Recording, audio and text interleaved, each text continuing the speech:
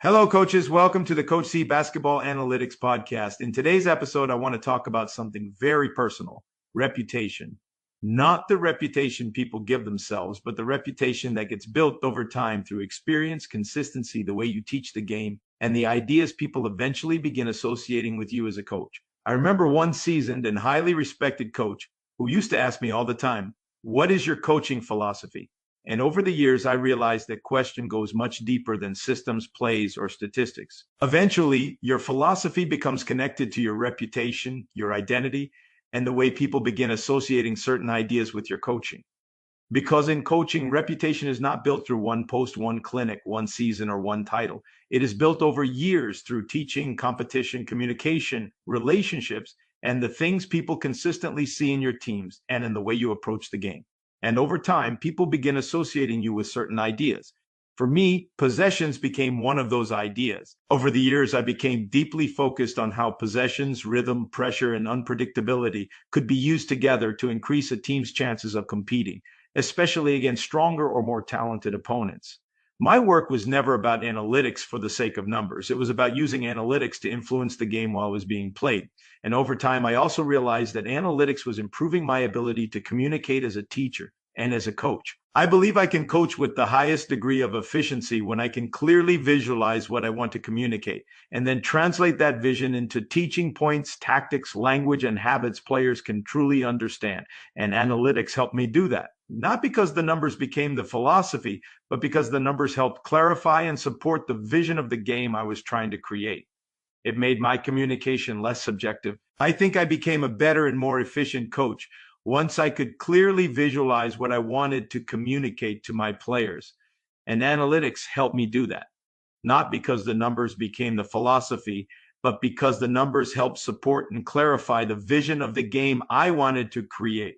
That made my communication less subjective.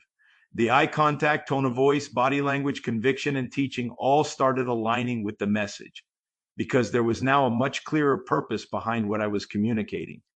Analytics also helped me clarify to players what their roles were and how those individual roles connected to the data-driven goals. That could help tilt the game in our favor. Instead of becoming emotional or subjective, the communication became clearer, more logical, and easier for players to understand. Players could begin seeing how their decisions, habits, shot selection, defensive pressure, rebounding, pace, or ball movement directly impacted the objectives we were trying to achieve as a team. And I think that clarity matters because when players understand not only what they are being asked to do, but also why they are being asked to do it, the communication becomes more connected, more rational, and more meaningful. I remember one player who believed he should have the green light to consistently shoot three-pointers, even though his percentages were low.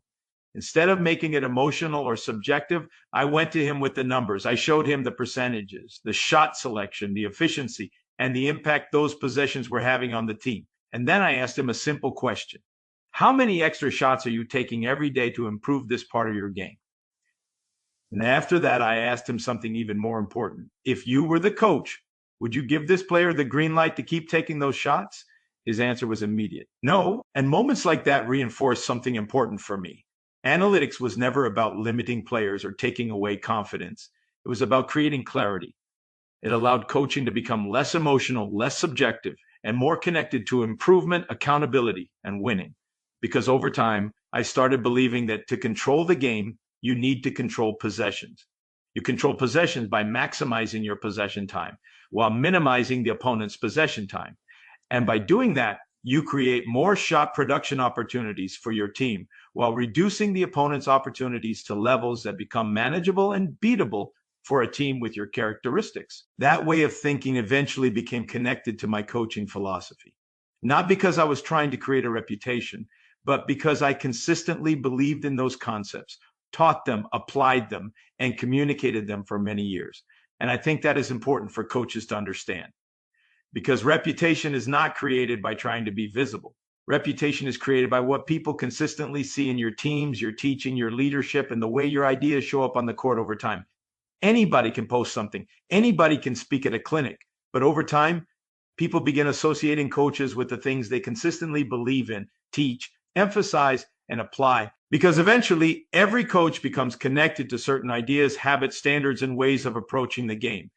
And whether we realize it or not, those things slowly become part of our coaching identity and reputation.